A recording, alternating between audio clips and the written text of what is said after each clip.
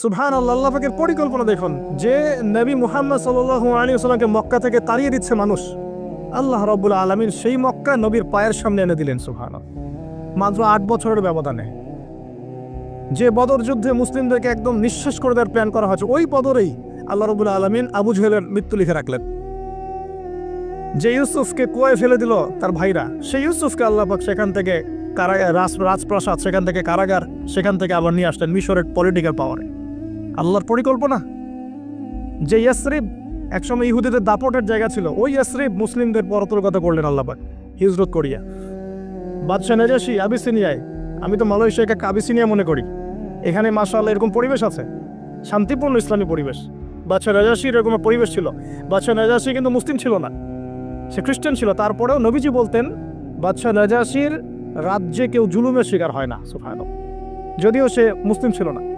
ওখানে ইসলাম নিয়ে গেলেন আল্লাহ পাক, ওখান থেকে পুরো আফ্রিকায় ইসলাম ছড়িয়ে পড়লো। সুবহানাল্লাহ। এক খালেদ বিন ওয়ালিদ রাদিয়াল্লাহু আনহু, যার হাতে উহুদ যুদ্ধে বহু মুসলিমের প্রাণ গিয়েছে না, সেই মানুষকে আল্লাহ রাব্বুল আলামিন হেদায়েত দিয়ে 100টা যুদ্ধ করিয়েছেন। সুবহানাল্লাহ। আল্লাহ পাকের পরিকল্পনা আমরা বুঝতে পারবো না, আল্লাহ পাকের পরিকল্পনা আমরা বুঝতে পারবো না। ওমা কারুল্লাহ, তারা কৌশল করে, আল্লাহ পাকও পরিকল্পনা করে। তো আল্লাহ পাকের কি পরিকল্পনা? যৌবনকালটা আল্লাহ পাক মুসা আলাইহিস সালামকে ফিরআউনের ঘরেই কাটালেন, এবং আল্লাহ পাক মুসা আলাইহিস সালামকে দুটো গুণাবলী দিয়ে বড় করলেন। দুটো গুণাবলী মনে রাখবেন। এক হচ্ছে কওয়ী, তিনি শক্তিশালী ছিলেন, ফিজিক্যালি অনেক শক্তিশালী ছিলেন। আমিন মানে বিশ্বস্ত ছিলেন, কওয়ীউল আমিন। মনে থাকবে ইনশাআল্লাহ। আমরাও আল্লাহর কাছে দোয়া করি, আল্লাহ আমাদেরকে কওয়ী বানিয়ে দিন এবং আমিন বানিয়ে দিন। আমিন। এবার যৌবনে উপনীত হয়েছেন, টকবক রক্ত, বাইরে বের হয়েছেন। বাইরে বের হয়ে দেখছেন যে দুজন ব্যক্তি লড়াই করছে, রজুলান ইয়াকতাতুলান, দুজন ব্যক্তি মারামারি করছে।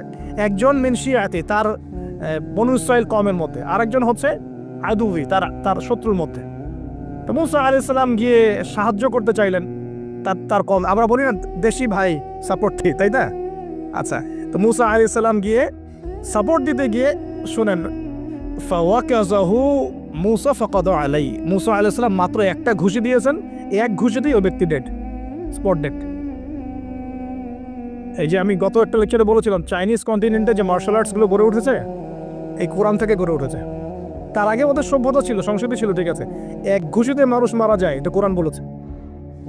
এক ঘুষিতে মানুষ মারা যায়, এটা কোরআন বলেছে। ওরা এখন রিসার্চ করে বের করে যে 6টা-7টা স্পট আছে মানুষের দেহে, এক ঘুষিতে মানুষ মারা যেতে পারে। কোরআনকে আমরা মূল্যায়ন করি না, কিন্তু কোরআনকে সারা দুনিয়ার অমুসলিমরা মূল্যায়ন করে ওদের স্বার্থে তারা আমাদের কোরআনকে মূল্যায়ন করে, আমাদের হাদিসকে মূল্যায়ন করে। আমরা করতে চাই না, আল্লাহ মাফ করবো আমাদেরকে। আমরা কোরআন পড়তে চাই না, গবেষণা করতে চাই না, অর্থ বুঝতে চাই না, একটু আরবি ভাষা শিখতে চাই না, কোরআনের বালাগাত ডেইলি একটু তেলাওয়াত করবো এক পারা, সেটা করতে চাই না।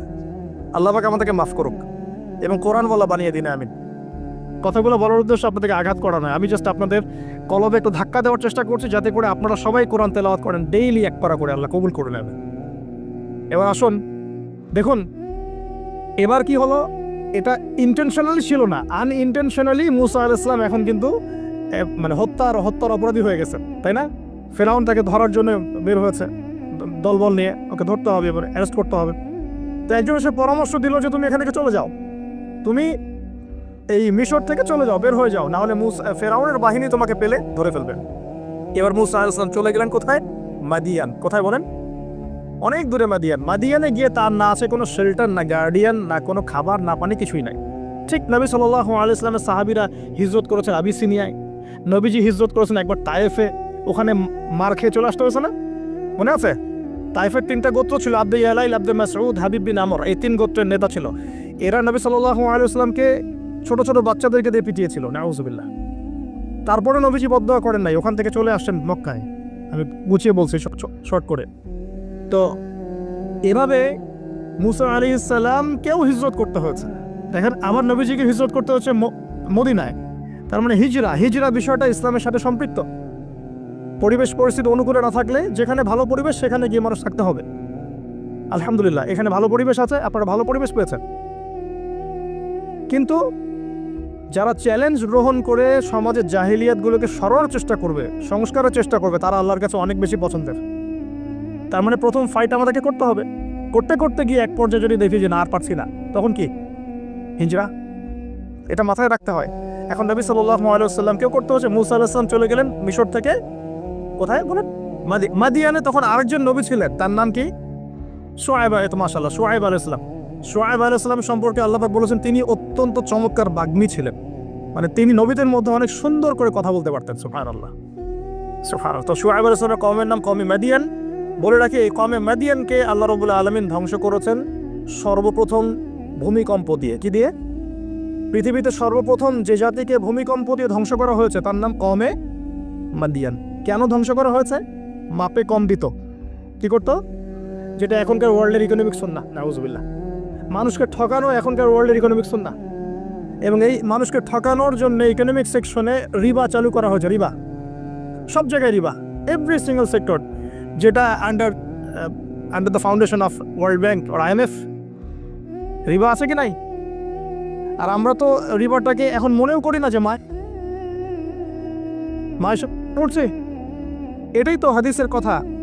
রিবার 70 শাখা আছে পাপের, 73 শাখা আছে পাপের, সর্বনিম্ন শাখা মায়ের সাথে করা না, বুঝতে পারলে? তো এটা ইকোনমিক সুন্নাহ হয়ে গেছে না এখন, মানুষকে ঠকানো, মাপে কম দেওয়া, রিবা।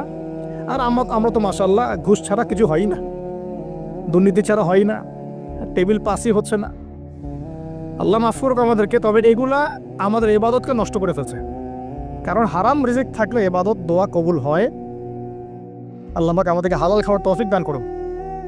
এখন প্রিয় ভাইরা, ওখানে গিয়ে কিচ্ছু নাই, নিঃস্ব অবস্থায় কি দোয়া করতে পারেন একজন মানুষ, এই দোয়াটা শিখে নেন, ইনশাআল্লাহ আপনার জীবনের সমস্ত সংকট কেটে যাবে ইনশাআল্লাহ। আমি নিজেও ওই দোয়াটা বেশি বেশি করার চেষ্টা করি। দোয়াটা হচ্ছে, মুসা আলাইহিস সালাম একটা গাছের নিচে হেলান দিয়ে বসলেন, বসে দেখলেন দুইজন মেয়ে দাঁড়িয়ে আছে দূরে, পানি নিতে পারছে না, লোকজন পানি নিয়ে যাচ্ছে, ওরা দাঁড়িয়ে আছে বেচারি।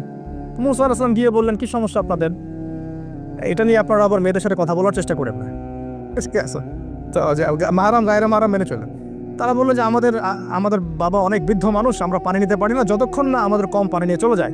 তো মুসা আলাইহিস সালাম তো একটু বললাম না, ফিজিক্যালি খুব স্ট্রং ছিলেন, থাকে না বডি বিল্ডার, সামনে গিয়ে কথা বলে সরব পানি দিতে দাও, তখন মানুষ একটু মূল্যায়ন করে না। তো মুসা আলাইহিস সালাম এভাবে পানি নিয়ে দিলেন এবং বাছুরদেরকে পানি পান করালেন, করিয়ে গাছের নিচে এসে বসে আছেন। বসে বসে তিনি দোয়া করছেন, এই যে দোয়াটা তিনি দোয়া করছেন, রব্বি, একটা নেক কাজ করলেন না, মানুষের উপকার করলেন, নেক কাজ করে এসে গাছের নিচে বসে দোয়া করছে, আল্লাহ এখানে তো আমার খাবার পানি বাসস্থান কিছুই নাই, আমি কি করব? রব্বি ইন্নি লিমা আনজালতা ইলাইয়া মিন খায়রিন ফাকির। রব্বি ইন্নি লিমা আনজালতা ইলাইয়া মিন খায়রিন ফাকির। আবার বলেন, রব্বি ইন্নি লিমা আনজালতা ইলাইয়া মিন খায়রিন ফাকির। অর্থ হচ্ছে, হে আল্লাহ, তুমি তোমার পক্ষ থেকে আমার উপরে যে নেয়ামতগুলো দিবে, আমি এর জন্য ফকির হয়ে বসে আছি আল্লাহ। অর্থ বুঝে পড়বেন ভাই, নামাজ রোজা হজ জাকাত যাই করেন আল্লাহর ওয়াস্তে অর্থ বুঝে পড়বেন। অর্থ বুঝে পড়লে আপনার ইবাদতের স্বাদ পাবেন, তৃপ্তি পাবেন, আল্লাহর সাথে কানেকশন হবে, আল্লাহর নূর পাবেন, মাআরিফত পাবেন, সত্য স্বপ্নও দেখবেন তখন ইনশাআল্লাহ। তখন শুয়ে শুয়ে সত্য স্বপ্নও দেখবেন ইনশাআল্লাহ। আল্লাহ পাক তৌফিক দান করবেন। এবার আল্লাহ পাকের সাহায্য নেমে আসলো, ওই দুই মেয়ের মধ্যে একজন হেঁটে হেঁটে চলে আসছে। এবার এই মেয়ের হাঁটা সম্পর্কেও কোরআন কথা বলেছে, সুবহানাল্লাহ। এই মেয়ে কিভাবে হেঁটে এসেছে এই হাঁটার বর্ণনাও কোরআন দিয়েছে। কোরআন বলেছে এই মেয়ে হেঁটে আসছে লাজুক পায়ে। কি পায়ে? এখন আপনি এই পুরো ওয়ার্ল্ডের মেয়েদের হাঁটা দেখেন, লজ্জা আছে? তাহলে মেয়েদের সাথে লজ্জা একটা গভীর সম্পর্ক আছে। এই মেয়ে প্রশংসা আল্লাহ পাক কোরআনে করলেন, লাজুক পায়ে লাজুক ভঙ্গিতে অবনত নয়নে সে হেঁটে আসলো। এখন আপনি কেলে যান, গো টু খেল, আপনাদের টুইন টাওয়ারে যান, দেখেন সবার হাঁটা চলো দেখেন। হায়া লজ্জার কোনো বালাই আছে এখানে? আমি গত লেকচারে বলেছিলাম যে আদম আলাইহিস সালাম এবং হাওয়া আলাইহিস সালাম, ইবলিস তাদের সাথে প্রথম যে আচরণ করেছে ওই ফল খাওয়ানোর পরে, সেটা কি? তাদের গা থেকে পোশাক খুলে পড়ে গেছে, মানে নগ্ন করে দিয়েছে আমাদের পিতামাতাকে। মহাবিশ্ব নগ্ন করে দিয়েছে কে? ইবলিস। তো এখন এই পৃথিবীতে আমরা যারা নগ্নতার চর্চা করছি তার কার এজেন্ট আমরা বুঝতে বাকি আছে? আমার কথা কি বুঝতে পারছেন কিনা? এই কানেকশন মেলানোর চেষ্টা করো, ডটসগুলো মেলানোর চেষ্টা করো। সামনে যাই প্রিয় ভাই, এই মেয়ে এসে বলছে, আমার বাবা আপনাকে ডাকেন, আমার বাবা আপনাকে ডাকছেন। তিনি গেলেন, বাবা শুআয়ব আলাইহিস সালাম। তখন এক বোন ইনডাইরেক্টলি বাবাকে বোঝাচ্ছে যে বিয়ে শাদী দিলে ভালো হয়। এক বোন বলছে যে আপনি তো তাকে পুরস্কৃত করতে চাচ্ছেন, তাহলে এরকম কওয়িউন আমিন একজন মানুষকে সবচেয়ে ভালোভাবে পুরস্কৃত করা যায় তার যথাযোগ্য প্রতিদান দেওয়ার মধ্য দিয়ে। তো মেয়ের ইশারা বাবা বুঝেছেন, তিনি নিজের এক মেয়ের সাথে মুসা আলাইহিস সালাম বিয়ে দিলেন। সুবহানাল্লাহ। তবে শর্ত দিলেন, দেন মোহর কি? মোহর তো নাই। মোহর কি এবার? মোহর হচ্ছে 8 বছর তোমাকে আমার ফার্মে কাজ করতে হবে। এটা আগেকার একটা স্টাইল ছিল, সুন্নাহ। এটা এখন নাই, যদিও আগে এরকম ছিল যে দেনমোহর দেওয়ার জন্য এই একটা পদ্ধতি ছিল। যেমন ইয়াকুব আলাইহিস সালামের ক্ষেত্রেও এরকম 7 বছরের কথা আসছে, তিনি 7 বছর তার শ্বশুরের ফার্মে কাজ করেছেন। এটা নতুন ছিল না ওই সময়, এটা কমন ছিল। এখন যেমন আমাদের দেশে কমন 10 লাখ টাকা মোহর হবে, 10,000 টাকা দিব, বাকিটা সব বাকি, তাই না? তো এরকম আর কি কমন কিছু বিষয় থাকে আর কি। আস্তাগফিরুল্লাহ, মাফ করো। বলবে বাসরাতে, বলবে আমাকে মাফ করে দাও। শুরুতেই নিজের গায়রতহীনতার পরিচয় দিল। আবার এদিকে শ্বশুরের কাছে মাশাল্লাহ মোটা অঙ্কের ডোনেশন নিতে চাচ্ছে, যৌতুক। আর বিয়ে আমাদের ওখানে মাশাল্লাহ মানে কেনা বেচা, মেয়ে বিক্রি করতেছে আর ছেলে কিনতেছে। এবার 8 বছর পূর্ণ করা হলো, তিনি আরো 2 বছর 10 বছর পূর্ণ করলেন। এই 10 বছরে মুসা আলাইহিস সালাম নববী পরিবেশ পেলেন, অভিভাবক পেলেন, স্ত্রী পেলেন, প্রেমময়ী সন্তান ইত্যাদি সবকিছু। এবার আল্লাহ রাব্বুল আলামিন তাকে মিশরের দিকে যাওয়ার যে সময়টা এখন হয়ে গেছে, 10 বছর হয়ে গেছে, মিশরের দিকে যেতে হবে। যাওয়ার পথে স্ত্রীর প্রসব বেদনা উঠেছে। তখন মুসা আলাইহিস সালাম আগুন খুঁজছেন। আগুন কি খুঁজছেন ভাই? আগুন খুঁজতে তুর পাহাড়ের ওখানে গিয়ে দেখছেন যে আগুন গাছে জ্বলছে, সবুজ পাতার উপরে আগুন। তিনি অবাক। এই সময় আওয়াজ আসলো, বিসমিল্লাহির রহমানির রহিম, ইন্নী আনা রব্বুক ফাখলা'না আলাইক ইন্নাকা বিল ওয়াদিল মুকদ্দাস তুয়া। মুসা, ইন্নানি আনা আল্লাহ লা ইলাহা ইল্লা আনা ফা'বুদনি ওয়া আকিমিস সালাতা লিযিকরি। মানে এখানে অনেকগুলো কথা আছে, সূরা তাহার মধ্যে আছে। আওয়াজ চতুর্দিক থেকে ভেসে আসলো। মহান আল্লাহ রব্বুল আলামিন তার শান অনুযায়ী, তার ইজ্জত অনুযায়ী তিনি যেভাবে কথা বলেন সেভাবে মুসা আলাইহিস সালামের সাথে কথা বললেন। আল্লাহু আকবার। বললেন, ইয়া মুসা, হে মুসা, ইন্নানি আনা আল্লাহ, নিশ্চয় আমি আল্লাহ, লা ইলাহা ইল্লা আনা, আমি ছাড়া কোনো ইলাহ নাই, ফা'বুদনি, তুমি আমার ইবাদত করো, ওয়া আকিমিস সালাতা লিযিকরি, আমার ইবাদতের জন্য সালাত কায়েম করো, আমার জিকিরের জন্য সালাত কায়েম করো, আমার স্মরণের জন্য সালাত কায়েম করো। ফাখলা'না আলাইক, তোমার জুতা খুলে ফেলো, ইন্নাকা বিল ওয়াদিল মুকদ্দাস তুয়া, তুমি তুয়া উপত্যকায় আছো, পবিত্র তুয়া উপত্যকায় আছো। আদব শেখানো হলো। এভাবে অনেক কথোপকথন হলো। নবী মুসা আলাইহিস সালাম ভয় পেয়ে গেলেন এবং আল্লাহ পাক আরো কথা বললেন, ওয়ামা তিলকা বিয়ামিনিকা ইয়া মুসা, তোমার ডান হাতেটা কি? মুসা আলাইহিস সালাম বলছেন, ক্বালা হিয়া আসায়া আতাওয়াক্কাউ আলাইহা ওয়া আহুশু বিহা আলা গনামি ওয়া লিয়া ফিহা মাআরিব উখরা, এটা তো আমার লাঠি, এটা দিয়ে আমি ডালপালা পারি, আমার ওই যে গবাদি পশু চড়াই। আল্লাহ পাক বলছেন যে এটা ছুঁড়ে মারো, আলকিহা ইয়া মুসা, এটা ছুঁড়ে মারো। ফালকাহা, তিনি ছুঁড়ে মারলেন, ফাইদা হিয়া হাইয়াতুন তাসা, এবং এটা ছোটাছুটি শুরু করলো, বড় একটা সাপ হয়ে গেল। সুবহানাল্লাহ। এগুলো কোনো গাল গল্প নয়, এগুলো আল্লাহ রাব্বুল আলামিনের মুজিজা, মুজিজাতুল কুবরা, এটা বড় মুজিজা। তিনি পিছনের দিকে দৌড়ানো শুরু করলেন সাপ দেখে, খাইফা ইয়াতারাক্কাব, মানে ভয়ে দৌড়ানো শুরু করলেন। আল্লাহ পাক বলছেন, লা ইয়াখাফু লাদাইনাল মুরসালিন, আমার কাছে রসুলগণ ভয় পায় না, তুমি ভয় পেও না, তুমি ওটাকে ধরো পিছন থেকে, সেটা আবার লাঠি হয়ে যাবে। পিছন থেকে হাত দেওয়া হলো, লাঠি হয়ে গেল। সুবহানাল্লাহ। এবার বলছে যে তুমি তোমার বগলের নিচে হাত ঢুকাও।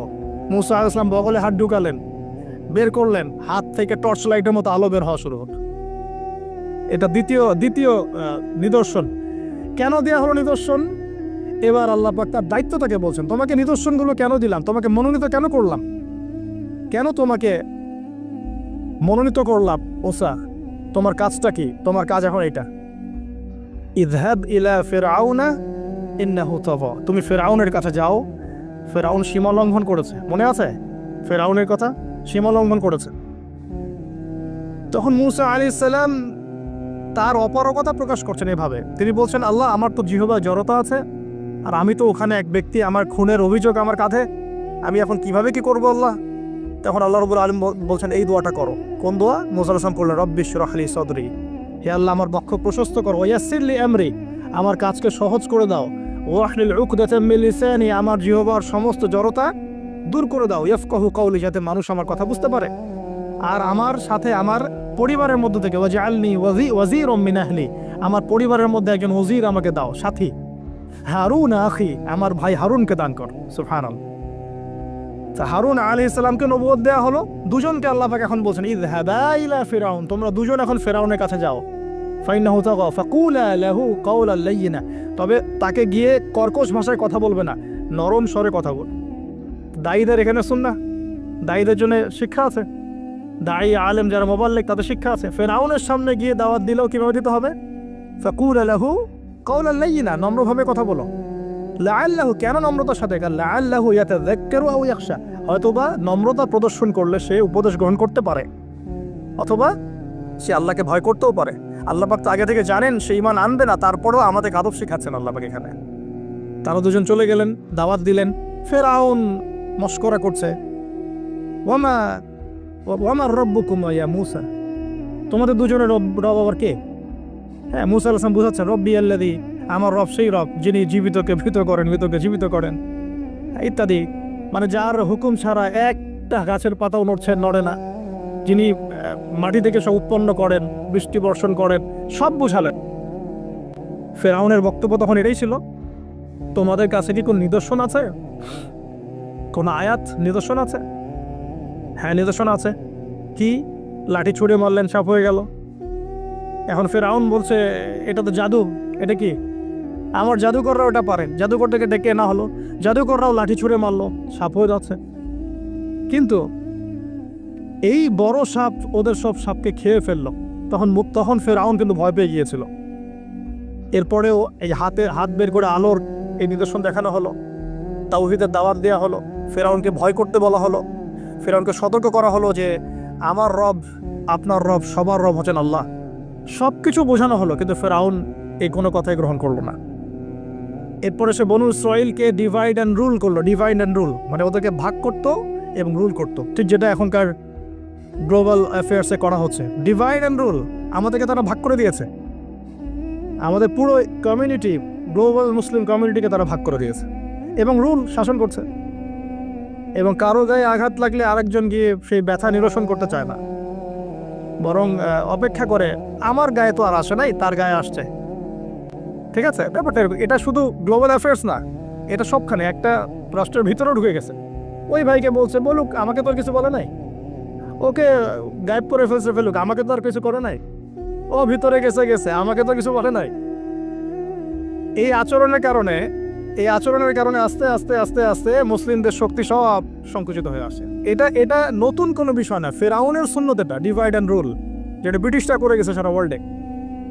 সুবহানাল্লাহ, দেখুন সবকিছু ওরা কোরআন থেকেই নিচ্ছে মনে হচ্ছে আমার কাছে। এখন একটা দুইটা না, 9টা পরীক্ষা ফিরআউনকে করা হলো।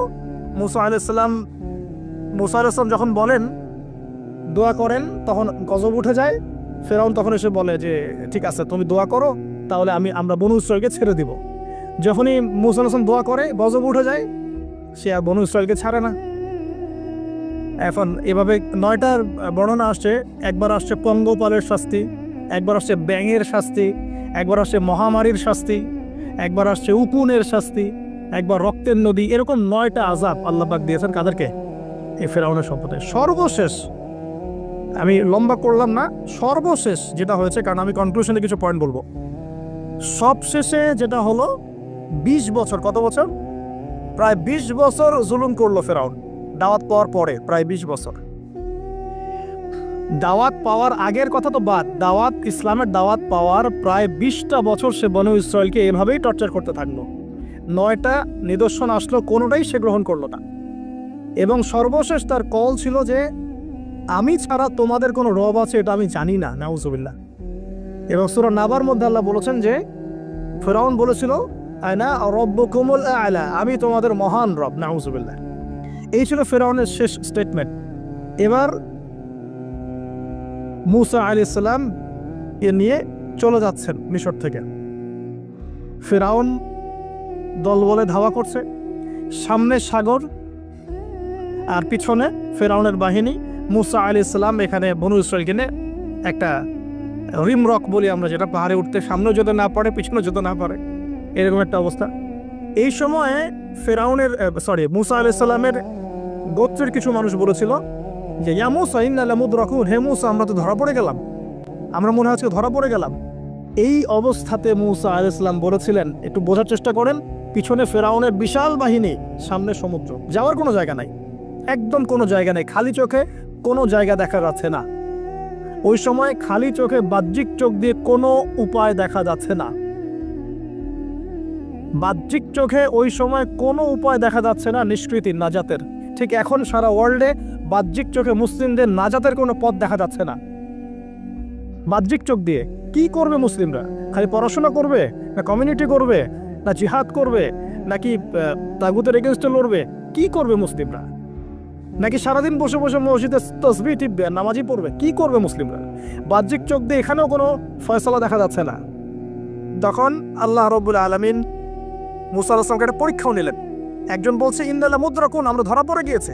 মুসা আলাইহিস সালাম তখন বলছেন দৃঢ়চিত্তে, কাল্লা কাল্লা, কখনো না, ইন্না রব্বি মাইয়া সাইয়াহদিন, নিশ্চয়ই আমার রব আমার সাথে আছেন, তিনি আমাকে পথ দেখাবেন। সুবহানাল্লাহ।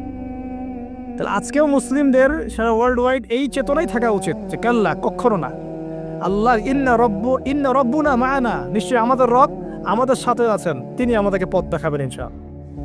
এই পথে আমরা চাই ইহদিনাস সিরাতাল মুস্তাকিম, তাই না? সিরাতাল লাযিনা আন'আমতা আলাইহিম গায়রিল মাগদুবি আলাইহিম ওয়ালাদ দালিন। এই বাস, যখন আপনি পুরো দমে আল্লাহর উপর তাওয়াক্কুল করে ফেলবেন, তখনই তো আল্লাহ রাব্বুল আলামিনের নুসরা নেমে আসবে।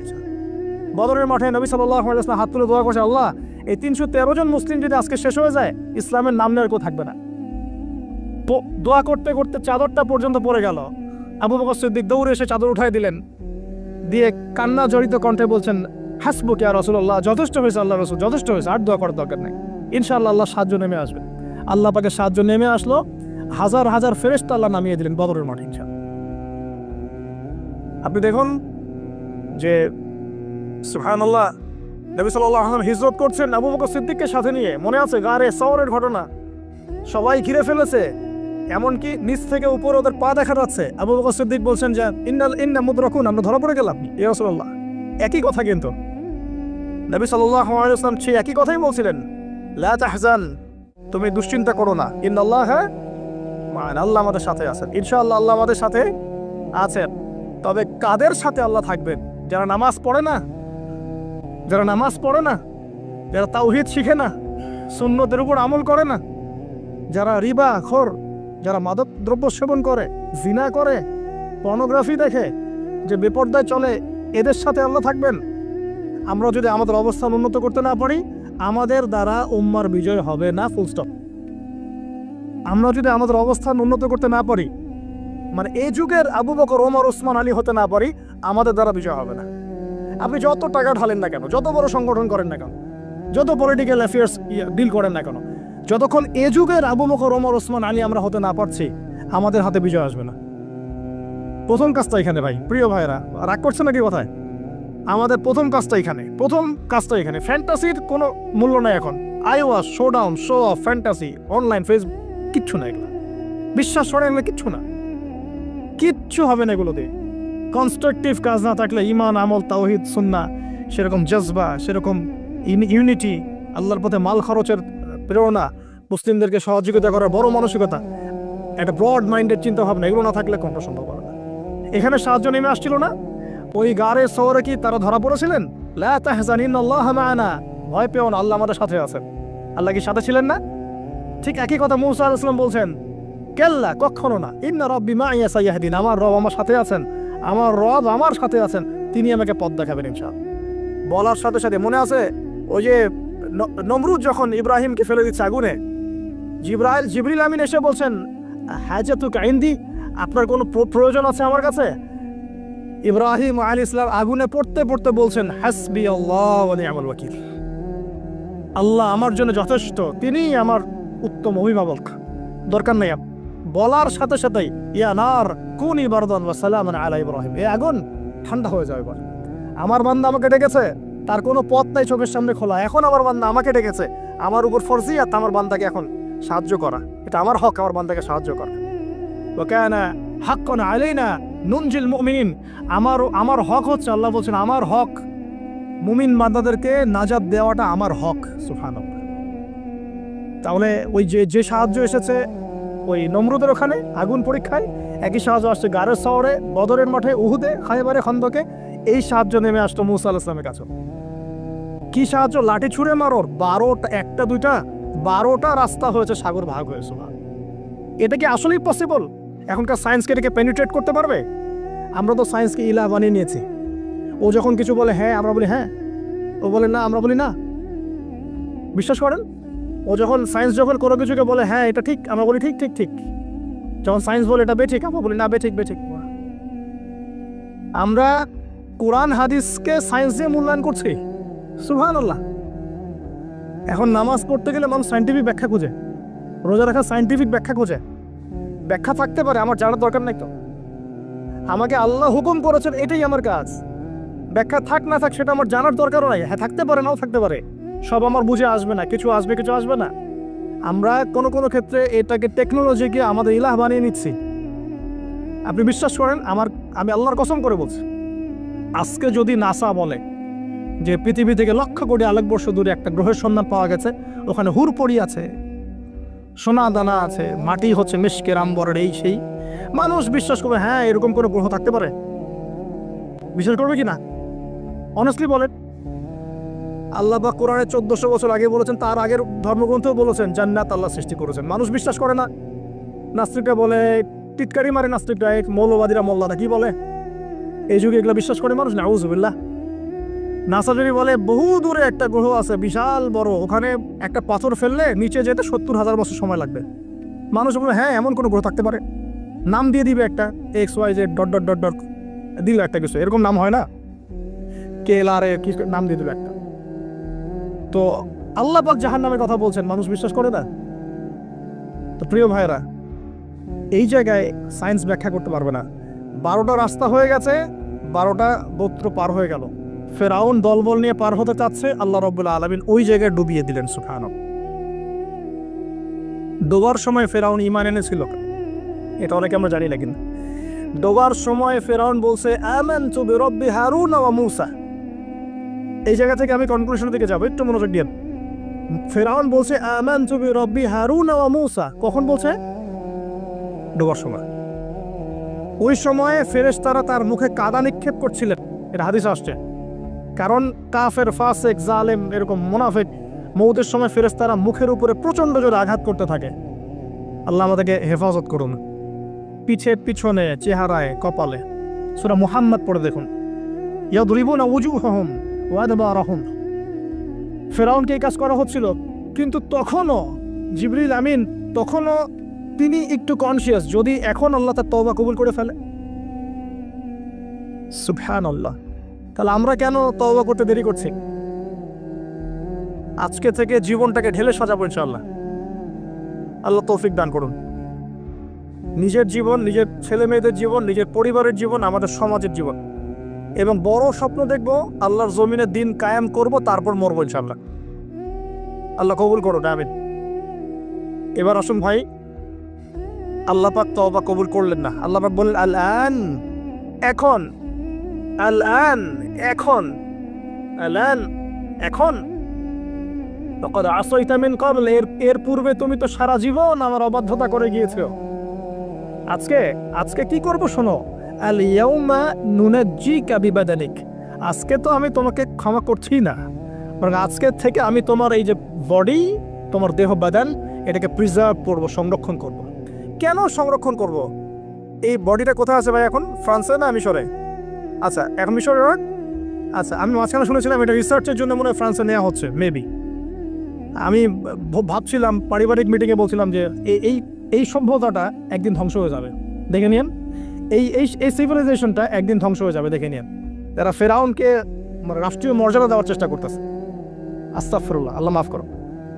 কেন তোমার দেহটাকে আমি সংরক্ষণ করলাম? আল ইয়াউমা নুনাজ্জিকা বিবাদানিকা, তোমার দেহটাকে আজকে আমি প্রিজার্ভ করে রাখবো। কেন? লিতাকুনা লিমান খালফাকা আয়া, তোমার এই যে ডেথ, এর পরে যত ফেরাউন পৃথিবীতে আসবে, তোমার মতো যত মানুষ পৃথিবীতে আসবে, তাদের সবার জন্য তুমি হবে নিদর্শন, আইডল। তাহলে ফেরাউনের বডিটাকে প্রিজার্ভ করা হচ্ছে কেন ভাই? যাতে ফেরাউনের চরিত্র যাদের মধ্যে আছে তাদেরকে আল্লাহ পাক এর মধ্য দিয়ে শিক্ষা দিতে পারেন, জাস্ট এতটুকু। এছাড়া কোনো কারণ আছে? এটা কি আমাদের দেখার কোনো বিষয়? বরকত আছে কোনো? সুবহানাল্লাহ। এখন আপনাকে আমি একটু কনক্লুশনের দিকে নিয়ে আসি। মানুষ জানতো না এই বডিটা কোথায় আছে। সাহাবীদের যুগে কি বডি বের হয়েছিল? বরদ ভাই, সাহাবীর যুগে কি বডিটা বের হয়েছিল? তাবেঈনদের যুগে, 4 ইমামের যুগে, ইমাম বুখারী, মুসলিম, তিরমিজি, নাসাই, ইবনে মাজাহ, আবু দাউদ তাদের যুগে, উমাইয়া খেলাফত 93 ইয়ার্স, আব্বাসীয়দের সময় প্রায় 550 বছর। এই 550 বছরে আসছিল? আসে নাই। ফাতেমি সাম্রাজ্য চলে গেছে, কর্ডোভার ইসলামিক সাম্রাজ্য চলে গেছে, মোগলদের সময় চলে গেছে, এই তো আফগানদের সময় চলে গেছে, ইভেন অটোমান এম্পায়ার, এই যে উসমানীয় খেলাফত, আর্তুগরুল গাজীর ছেলে উসমানের হাত দিয়ে, এই যে প্রায় কত বছর, প্রায় তো এটা 500 বছর মতো হবে না, 500 বছর প্লাস মাইনাস। এই সময়গুলো, এই যে প্রায় আমরা 1445 হিজরির কথা বললাম, আপনি 1300 হিজরি, 1300 প্লাস হিজরিতে আপনি এই বডিটা পাবেন না। আমরা দেখি নাই, বিশ্ববাসী দেখে নাই। ইংরেজি কত সনে এটা আবিষ্কৃত হলো, কে উদ্ধার করলো, কোত্থেকে আসলো? আমি ছোটোখাটো ভাঙাচোরা গবেষণা করে দেখেছি 1897 সালের দিকে এটা হয়েছে, পাওয়া গেছে 1897 সালের দিকে। আর এটাকে প্রিজার্ভ করে করে আরও প্রমাণ করা হয়েছে। প্রমাণ করতে সময় লেগেছে, এটা সেই রেমেসেস টু এরই মমি, এটা সময় লেগেছে আরও প্রায় 10-15 বছর, প্রায় 1912 সাল ধরা হয়। 1912 সাল থেকে এটা প্রমাণিত হয়েছে এটাই সেই ব্যক্তির মমি। কোন ব্যক্তি? ফিরআউন, যে এই পৃথিবীর সবচেয়ে বড় কাফের, সবচেয়ে বড় জালেম, সবচেয়ে বড় ফাসিক, সবচেয়ে বড় মুনাফিক, সবচেয়ে বড় আল্লাহদ্রোহী। আর আল্লাহ পাক তাকে কেন রেখেছেন? লিতাকুনা লিমান খালফাকা আয়া, যাতে তুমি তোমার পরবর্তীদের জন্য নিদর্শন হতে পারো। That's all. তাহলে আমরা পেলাম কবে? 1897 অথবা প্লাস মাইনাস 1912। এখন আপনাকে আমি বলি 1912-এর পর থেকে সারা ওয়ার্ল্ডে কি হয়েছে দেখো। 1912, 1917-এর পর থেকে সারা ওয়ার্ল্ডে কি হয়েছে আপনি খেয়াল করবেন। অটোম্যানদের খেলাফা gone case, first world war Ottoman খেলাফা গন, চলে আসলো নতুন একটা রেভলিউশন, ইউরোপিয়ান রেভলিউশন। আমি বলি যে the first group of গগ and ম্যাগগ, specially আমি স্পেসিফিকলি বলি না, বলি যে এদের মধ্যে ইয়াজুজ আর মাজুজের খাসলত আছে। আমি বলছি না এরাই ইয়াজুজ মাজুজ, এই কথাটা আমি বলছি না। আমি বলছি এদের মধ্যে মাস্ট বি, অবভিয়াসলি 100% ইয়াজুজ মাজুজের খাসলত আছে, চরিত্র আছে। এবং এই হাদিসটা আমার মধ্যে আমার ইয়াকিন হয়ে গেছে আপনাদের কে এলে এসে, যখন আমি টুইন টাওয়ার নিচে বসে কফি খাচ্ছিলাম, আমার ইয়াকিন হয়ে গেছে যে এদের মধ্যে ইয়াজুজ মাজুজের খাসলত আছেই আছে। পরে আমি হাদিসটা আপনাদেরকে শোনাবো ইনশাআল্লাহ, শেষে পরে শোনাবো। এবার শোনেন, লাস্ট এই 17 থেকে আপনি 2023 পর্যন্ত হিসেব করে দেখেন, কনক্লুশন বলি, হিসেব করে দেখবেন আমরা আমাদের খিলাফা হারিয়ে ফেলেছি। মুসলিম উম্মাকে বিটস অ্যান্ড পিসেস অনেকগুলো কান্ট্রিতে ভাগ করে দেওয়া হয়েছে। প্রত্যেকটা কান্ট্রির মধ্যে মাশাআল্লাহ সেকুলারিজম, ডেমোক্রেসি, ন্যাশনালিজম, কমিউনিজম ছড়িয়ে পড়েছে। ধর্মতাত্ত্বিক শিক্ষাগুলোকে কমানো হয়েছে। আপনার ইকোনমিক সেকশনে রিবাকে প্রমোট করা হয়েছে। পলিটিক্যাল অ্যাফেয়ার্সে আল্লাহ পাকের বিধানকে উঠিয়ে দিয়ে তাগুতি বিধান চালু করা হয়েছে, খোলামেলা বলছি। তারপরে পর্দা, বেহায়াপনা, এভরি সিঙ্গেল যে কুফর, হারাম যেগুলো, কাবিরায় কাবায়ের, এগুলোকে প্রমোট করা হয়েছে লাস্ট 100 বছর। আপনি এই লাস্ট 100 বছরে আপনি আবু বকর, ওমর, ওসমান, আলীর সেই যুগ পাচ্ছেন না। ইভেন মুসলিমদের মধ্যে হাজারটা দলে দলে আমরা ভাগ হয়ে গেছি। শক্তি নাই, স্ট্রেংথ নাই, কাদা ছড়াছড়ি, গিবত, তহমত, হ্যাঁ, এক ভাইয়ের সমালোচনা করতে বলে আরেকজন ক্রেডিট মনে করে, কে কার গলায় চালাবে, এই তো চলছে।